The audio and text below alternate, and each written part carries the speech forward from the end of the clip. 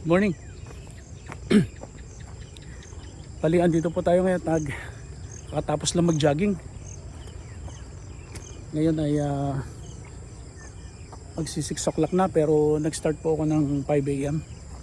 Ngayon ay walk na lang muna para pahinga naman yung paa. Sabi po sa 1 Corinthians 3:16, hindi nyo ba alam na tayo ang templo ng Diyos? So kung tayo po ay templo ng Diyos, ang katawan natin dapat ay iniingatan natin. At isa dyan para maingatan siya ay dapat magkaroon lagi tayo ng regular exercise. Isa na sa pinakamaganda yung pagtakbo. Kasi kahit sa Bible ay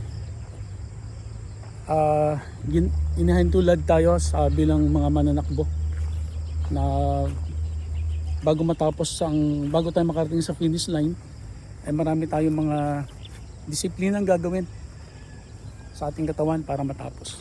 So ganun din ang Christian life.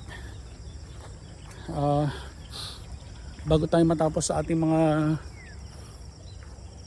mga mitiin or plano sa buhay, dapat talaga ay may disiplina tayo. So napakaganda ng umagang ito.